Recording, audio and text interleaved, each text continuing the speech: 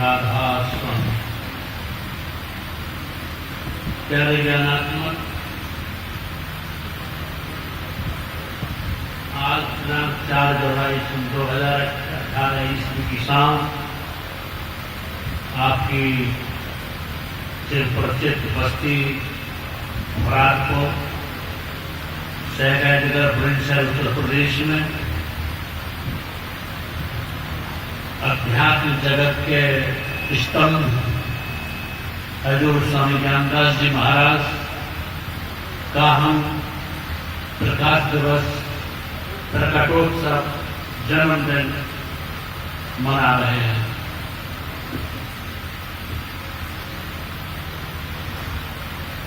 अध्यात्म जगत के विद्वानों ने कहा है, सतगुरु नेवर गो नेवर डाई। सतगुरु कभी ना जन्म लेते हैं, ना कभी मरते हैं। वो जन्म और मरण की परिधि से परे होते हैं, और जो उनकी संगति करते हैं उन्हें भी वह जन्म और मरण की परिधि से परे पहुंचा देते हैं। और संतों का सिलसिला जीवों को कल्याण करने के लिए सदैव जारी रहता है। ये बात अलग है कि जैसे संत सरता कोई नदी किसी पहाड़ के शिखर से उतर के नीचे के मैदानों में होती हुई समुद्र की ओर प्रवाहित होती रहती है, ऐसे ही संत दुनिया में अपने अपने समय में अपने अपने जीवों के कल्याण के लिए आते रहे हैं। जैसे एक नदी बहती है समुद्र की ओर, शिखर से, पहाड़ से, जिस तट पर जिस मल्लाह के द्वारा, जिस नाव के द्वारा, जिस पथिक का उस किनारे से उस किनारे जाना होता है, वह पथिक वहीं पहुंच जाता है। और उसी किनारे के मल्लाह से, नाव से सवार होकर उस नदी के पल्ली पार पहुंच जाता है। भगवान बुद्ध आए, महावीर आए, जरतुस्त्र आए, लाओत्से आए, गुरु कबीर आए, गुरु नानक देव आए, गुरु रविदास आए, और उन्होंने सबने अपनी अपनी उपदेशनाएं की। हम तुम थे तो उस समय भी जरूर, जब इस दुनिया में भगवान बुद्ध, महावीर, कबीर, नानक आए थे। किस चोले में थे, किस शरीर में थे, किस स्थान में थे, ये हमको याद नहीं। वो अपनी बात कहकर चले गए। जिन्होंने उनकी बात को सुना, जिनका उनके द्वारा कल्याण होना था, वो भगवान बुद्ध की शरण में पहुंच गए, वो कबीर की शरण में पहुंच गए, वो नानक की शरण में पहुंच गए, वो रविदास की शरण में पहुंच गए, वो पलटू या स्वामी जी महाराज की शरण में पहुंच गए। जिस प्राणी को, जिस व्यक्ति को, जिस महापुरुष के माध्यम से सचखंड नामी धाम पहुंचना होता है, वो वहीं पहुंच जाता है, उसी किनारे पर पहुंच जाता है। जैसे कोई पथिक नदी पार करने के लिए उसी तट पर पहुंच जाता है, जिस मकान से और जिस नाव से उसको पार होना होता है। हजूर ज्ञानदास जी आए इस दुनिया में, और जिन जिन को उनकी शरण में लगकर सचखंड नामी धाम अपने निज मुकाम पहुंचना था, वो उनसे जुड़ गए। जिनको नानक के द्वारा जुड़ना था, वो उनसे जुड़ गए, चले गए, काम हो गया। अब इन महात्माओं का कोई तिथि तारीख नहीं होता। ये तिथि तारीख तो हमने केवल अपने इस दुनिया में रहते हैं और दुनिया में काम चलाने के लिए हमने अपनी भाषाएं बनाई है और अपनी गणना तिथि तारीख निश्चित की है। प्रेम की भाषा में, संतों की भाषा में कोई नहीं होता। उन्हें तो बस जिसका कल्याण जब आना होता है, करना होता है, वो उसे अपने तरफ खींचते रहते हैं। जैसे कोई दीप जलता है कभी भी कहीं भी, और बस पतंगे वहां अपने आप पहुंचते रहते, इकट्ठे होते रहते हैं, और पतंगा नहीं सोचता मेरा हाथ में क्या होगा। अब एक बच्चा स्कूल से वापस लौटा, बड़ा खुश था। माँ ने पूछा बड़ा खुश हो रहा है भाई, क्या बात है, बड़ा खुश है आज तो बेटे ने कहा माँ आज मुझे स्कूल में पुरस्कार मिला है, इनाम मिला है। अच्छा, तो माँ ने पूछा बेटे छोटी क्लास का छात्र था, क्या पुरस्कार मिला है तुझे, क्या इनाम मिला है, किस बात पर मिला है, हमें भी तो बता। तो बेटे ने कहा माँ आज एक सवाल पूछा था, माँ अध्यापक ने कक्षा में सवाल पूछा था कि गाय के कितने पैर होते हैं। मैंने सही सवाल लिखा, सही जवाब दिया, इसलिए मास्टर ने मुझको पुरस्कार इनाम दिया। तो माँ ने कहा कि सवाल क्या था, कि तो सवाल मास्टर जी ने किया था गाय के कितने पैर होते हैं। फिर माँ ने पूछा बेटे से तूने जवाब क्या दिया। उसने कहा मैंने जवाब दिया कि गाय के 3 पैर होते हैं। उसने कि पागल, गाय के 3 पैर नहीं होते, तू तो कहता मैं सही जवाब दिया, गाय के तो 4 पैर होते हैं, तूने 3 जवाब गलत लिखा। बेटे ने कहा मुझे पुरस्कार इस बात पर मिला कि ये तो मैं भी जान गया हूं, जब क्लास में बच्चे परीक्षा देकर आते हैं, इम्तिहान देकर आते हैं, तो आपस में तालमेल बैठाते हैं, इस सवाल का जवाब तू क्या लिख के आया, तू क्या लिख के आया। तो अब मुझे बाद में पता तो मुझे भी चल गया है कि गाय के 4 पैर होते हैं, लेकिन मैं 3 पैर लिख के आया हूं, और मुझे पुरस्कार इस बात पर मिला है कि और छात्रों ने लिखे थे कि गाय के 2 पैर होते हैं, मैंने लिखे थे 3 पैर। इसलिए अध्यापक ने पास मुझे इसलिए कर दिया कि तू सत्य के निकटतम तो पहुंचा, और तो सत्य से बहुत दूर रह गए, 2 ही लिखते चले गए। तू जो है सत्य के निकटतम, तूने 3 लिखे, निकटतम तो पहुंचा, इसलिए मुझे पुरस्कार मिला। ठीक, अब आज दुनिया में आप जरा नजर उठाकर देखें कि कोई पत्थर में सिर पटक रहा है, कोई पानी में डूब रहा है, कोई बड़े पेड़ों में जाकर के लिपट रहा है, कोई पक्षियों की पूजा में लगा है, अरे क्या क्या कहे अभी आएगी, कोई सांप की पूजा कर रहा है, कोई केले के पत्तों की पूजा लग रहा है, और तुम इन सब से निकल कर कोई कागज के पृष्ठों में उठा पड़ा है, कोई चिन्हों में उठा पड़ा है, तुम इनसे निकल कर सत्संग की ओर बढ़े, तुम सतगुरु की ओर बढ़े, तुम परमा सत्य की ओर निकटतम तो पहुंचने जा रहे हो।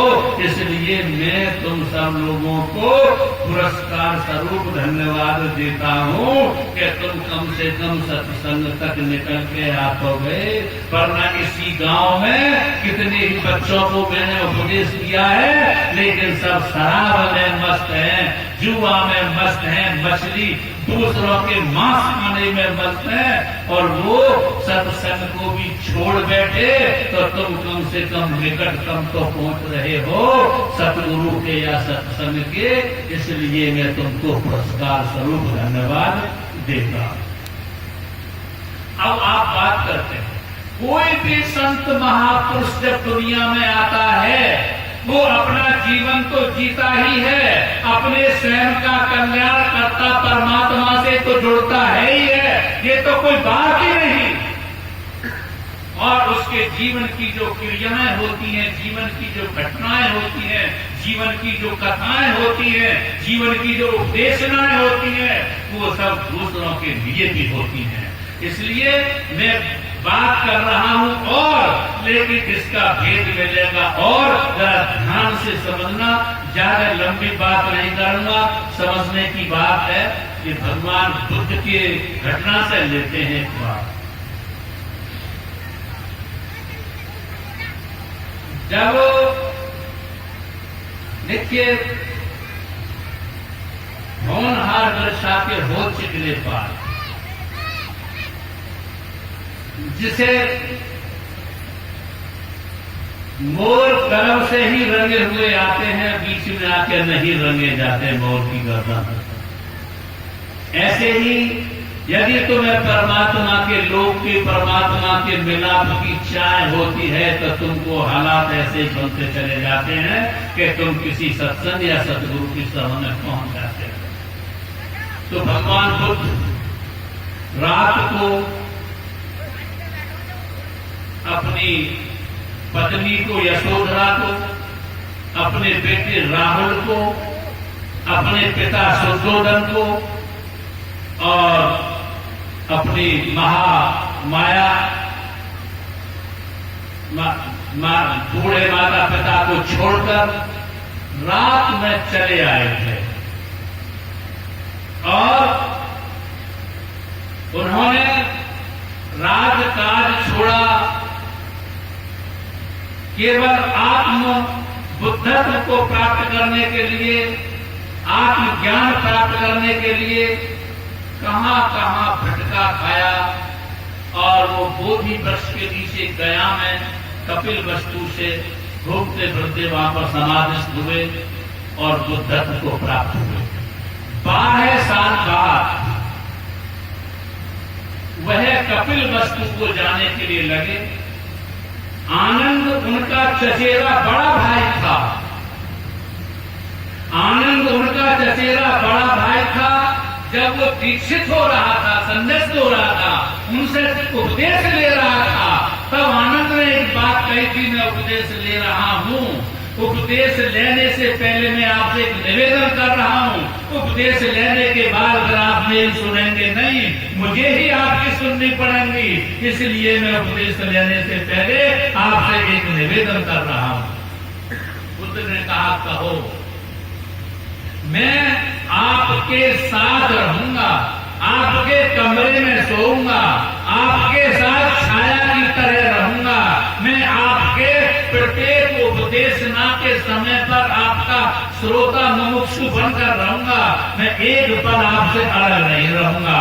इस शर्त को स्वीकार करके मुझे आप दीक्षा देते हैं तो मैं तैयार हूं, और संन्यास्त होने के बाद, दीक्षा लेने के बाद आप मेरी सुनोगे नहीं और मुझे कोई कहने का अधिकार नहीं रहेगा, फिर तो मुझे आपकी ही सुननी है, आपकी सुननी है, आपकी सुननी है।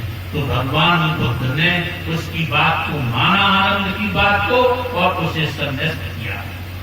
12 वर्ष बाद आनंद से भगवान बुद्ध ने कहा, मैं कपिल वस्तु जाना चाहता हूं। बुद्धत्व के बाद, आत्म उपलब्ध हो, आत्म ज्ञान उपलब्ध होने के बाद, निर्वाण प्राप्त होने के बाद भगवान बुद्ध ने आनंद से कहा, मैं कपिल वस्तु अपने गांव जाना चाहता हूं। तो आनंद ने कहा, भगवान, जो आदमी बुद्धत्व को प्राप्त हो गया हो, उसके लिए क्या तो जन्मभूमि गांव है, उसके लिए क्या पत्नी है, क्या पुत्र है, क्या पिता है, क्या उसके लिए राज्य है, उसके लिए तो सब समाप्त हो जाता है। और आप बुद्धत्व को प्राप्त करने के बाद आप घर को वापस हो रहे हैं, ये बुद्धत्व की अवहेलना है। आनंद से बुद्ध ने कहा, ध्यान देना, तुम पढ़े लिखे लोग हो, आनंद से बुद्ध ने कहा, जो बुद्धत्व को प्राप्त हो जाता है वो किसी नियमावली के नियम के अंतर्गत नहीं रहता, वो किसी व्याख्या या किसी मान्यता या किसी परिभाषा का पाबंद नहीं होता। वह वर्तमान स्थिति को के अनुकूल अपनी विवेचना करता है, अपनी जिंदगी जीता है। वो परिभाषा का या संसार की मान्यताओं का पाबंद नहीं होता। लिहाजा मैं कपिल वस्तु चलूंगा। मैं ही तो भगवान बुद्ध ने कहा, ध्यान देना आप सब लोग, मैं उसके सहारे से आप लोगों को थोड़ा संबोधन करना चाहता हूं। भगवान बुद्ध ने कहा, मैं ही तो बुद्धत्व को प्राप्त हो गया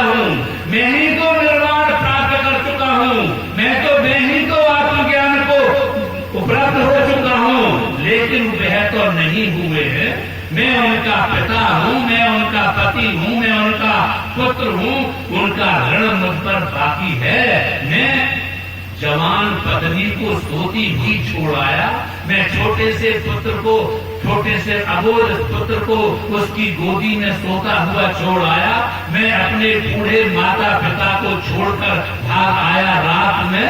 मैं अब उनका, मैं ही तो बुद्धत्व को प्राप्त हो गया हूँ, उनका तो मुझ पर ऋण बाकी है, मैं उनको कुछ दे नहीं सकता हूँ, तो क्या मैं उनसे अपना क्षमा मांगकर, मैं तुम्हारे अपने उत्तरदायित्व को सही नहीं निभा सका तुम्हारे प्रति, मैं उनसे क्षमा मांगकर क्या मैं अपने ऋण से मुक्त नहीं हो सकता? मैं चलूंगा। भगवान बुद्ध चल दिए। जब अपने कपिलवस्तु के महल में पहुंचे, अब तो वो महल खंडर हो गया है, मैं अभी कुछ वर्ष पहले गया था, वहां तो कुछ नहीं रहा है। जब महल में पहुंचे, वहां यशोधरा जो उनकी पत्नी थी, उसको पता चला कि आज भगवान आ रहे हैं, तो जब महल में, क्योंकि आनंद ये वचन ले चुका था कि मैं हर पल आपके साथ रहूंगा, मैं आपके कमरे में सोऊंगा, मैं छाया की भांति आपके साथ रहूंगा, तो आनंद वहां मौजूद था। तो भगवान बुद्ध ने आनंद से कहा, आनंद तुम उसके रिश्ते में जेठ लगते हो, यशोधरा मैं जा रहा हूं, मेरी पत्नी है, तुमसे पर्दा करेगी, वो अपने उद्गार मुझसे व्यक्त नहीं कर सकती, वो रो नहीं सकती, वो अपनी बात कह नहीं सकती, वो कुलीन स्त्री है, वो सब कुछ सहन कर जाएगी, वो अपने आंसू भी नहीं निकलने देगी, और वह अपने जो कुछ भी भीतर लिए बैठी है भ्रांत भ्रांत को, वो भ्रांस भी नहीं निकलने देती। लेकिन इसलिए तुम जरा बाहर चले जाओ, मुझे अकेली यशोधरा से मिलने दो, वो तुमसे पर्दा करेगी। आनंद ने कहा, मैं भी तुम्हारे बुद्धत्व पर, तुम आप निर्वाण प्राप्त कर चुके हो, मुझे तुम्हारे निर्वाण प्राप्ति पर संदेह होता है कि अब जब तुम बुद्धत्व पर स्थापित हो गए, जब तुम सचखंड नामी धाम पर स्थापित हो गए, तुम्हारी कौन पत्नी रह जाती है? सब तुम्हारे लिए एक रूह दिखाई देती है, सब हंस दिखाई देते हैं, तो तुम, मुझे तुम्हारे बुद्धत्व और संदेह है। तो भगवान बुद्ध ने आनंद से कहा, मैं पहले ही कह चुका हूं कि मैं किसी परिभाषा का पाबंद नहीं हूं। आनंद बाहर चला गया। बाहर चले जाने के बाद जब बुद्ध यशोधरा के कमरे में पहुंचे, तो उसने चीखना शुरू कर दिया। यशोधरा ने कहा, आप मुझे सोती हुई छोड़कर रात में भाग गए, आप मेरे बच्चे को छोड़कर भाग गए, मुझको बताया नहीं कि मैं जा रहा हूँ, मैं क्षत्राणी हूँ, मैं तुम्हारे रुकावट पैदा नहीं करती, मैं अपने हर गम को सह लेती, और हो सकता है मैं भी आपके साथ, जब आपको मैं पति मानते हो, तो मैं भी आपके साथ उस प्राप्ति के लिए चल पड़ती, मैं तुम्हारे रास्ते में कोई रुकावट नहीं करती, लेकिन आपने मुझे छोड़कर चले गए, मुझे अंतिम बार जाती समय भी मुझे पैर छूने का अवसर नहीं दिया, मुझे भी अपने उद्गार व्यक्त करने का मौका नहीं दिया, और तुम चले गए। भगवान बुद्ध को अपना रोना रोती रही, अपने दुख व्यक्त करती रही यशोधरा। भगवान बुद्ध आप चुप आंगन में खड़े रहे, चुप आंगन में खड़े रहे। तो यशोधरा ने कहा, मैं कितनी देर से रो रही हूँ, चीख रही हूँ, आंसू पूछकर कहा उसने, मैं कितनी देर से रो रही हूँ, चीख रही हूँ, अपनी बात कह रही हूँ, और आप चुपचाप ऐसे खड़े हैं जैसे आप गूंगे हो गए हो, आपने मेरी बात को सुना ही नहीं हो, कम से कम कुछ तो मुझसे कहो। जब यशोधरा ने आंसू पहुंच करके ये भगवान बुद्ध से कहा, तो भगवान बुद्ध ने कहा, बहुत प्यारी बात कही थी, ध्यान देना तुम सब लोग। भगवान बुद्ध ने कहा, पगली, तू जो अपनी बात कह रही है, जिससे जो आदमी तुझे छोड़कर गया था वह आदमी वापस नहीं आया है। ये वो आदमी नहीं है जो तुझे सोती हुई छोड़कर गया था। ध्यान देना तुम सब लोग गुरुओं को, तुम्हें मैं इस माध्यम से अपनी बात दोहराना चाहता हूं। भगवान बुद्ध ने कहा जो आदमी तुझे सोती हुई छोड़कर गया था ये वो आदमी वापस नहीं आया है। जब ये आदमी वो वापस नहीं आया है और जो आदमी वापस आया है उससे तू अनभिज्ञ है, उसे तू पहचानती नहीं है। जो आदमी छोड़कर गया था तुझे पहले वो अब और आदमी होकर वापस आया है, और जो वापस आया है उस आदमी को तू पहचानती नहीं है। यशोधरा ने कहा कि अगर मैं उस आदमी को पहचानती नहीं हूं तो मेरे लिए क्या आदेश है? तो भगवान बुद्ध ने कहा मैं जो अब आया हूं वापस, मैं वो सिद्धार्थ जो गया था तुझे छोड़कर वो नहीं हूं। मैं इन वर्षों में मैंने कुछ वो प्राप्त किया है, मैंने इन वर्षों में वो प्राप्त किया है जिसे तू नहीं जानती, जिसे दुनिया का हर व्यक्ति नहीं जानता। और अब जो मैं आया हूं केवल वही आदमी आया हूं और वही संदेश देने आया हूं कि जो मुझे मिला है तू भी उसमें भागीदार हो जा। नहीं समझे? आज तो मियाँ बीवी को मना करता है तू सत्संग में मत जाइयो, बीवी मियाँ को सत्संग कर मना करती है तू सत्संग में जाइयो। लेकिन वो कहते हैं यशोधरा ये जो आदमी आया है आज वापस तेरे पास, ये और आदमी होकर आया है, बुद्धत्व को प्राप्त होकर आया है, निर्वाण को प्राप्त होकर आया है। और अब मैं जो आया हूँ वापस इसलिए आया हूँ कि तू भी उसमें भागीदार बन जा, तू भी हिस्सेदार हो। और इतिहास लिखता है कि यशोधरा के सारे सिक्के क्यों दूर हुए और उसने कहा ठीक मैं भी आपके उस अमृत में, मैं भी आपके उस बुद्धत्व में, मैं भी आपके निर्माण प्राप्ति में मैं भी भागीदार बनूंगी।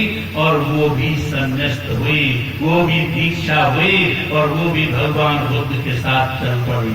राहुल भी चल पड़ा, महामाया भी चल पड़ी, सब चल पड़े। एक ऐसा दुनिया के इतिहास में भगवान बुद्ध से ज्यादा कोई ऐसा महात्मा नहीं हुआ।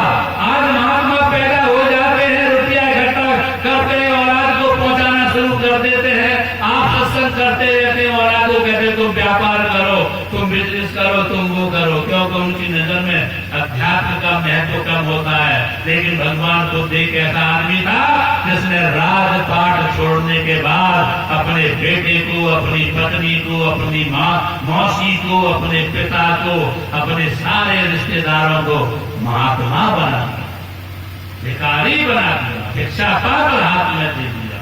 निर्माण की कीमत जानते हैं वो, वह लोग। आइए मैं ये कहानी तो मैं भगवान बुद्ध के इतिहास की सुना रहा हूं। मैं इसका संबंध आपसे कहता हूं कि जब हुजूर ज्ञानदास इस दुनिया में प्रकट हुए थे मानव के चोले में, उनके पिता दादा राम बिहारी साहब दिल्ली के 5वें नागरिक थे। धन दौलत में बहुत बड़ा आज हस्तसाल गांव उनके हाथी रहा करते थे। वहां सुप्रीम कोर्ट के जज रहे थे सुप्रीम कोर्ट में, और सारी दौलत के बीच में पले पड़े और शरीर दिखता था। जैसे भगवान बुद्ध ने कहा कि ये शरीर तुझे दिखाई दे रहा है कि मुझे छोड़कर गया था ये शरीर, लेकिन ये शरीर ही तुझे दिखाई दे रहा है, लेकिन इस शरीर के भीतर जो तत्व है वो तुझे दिखाई नहीं दे रहा, वही तो आत्म तत्व जुड़ा है।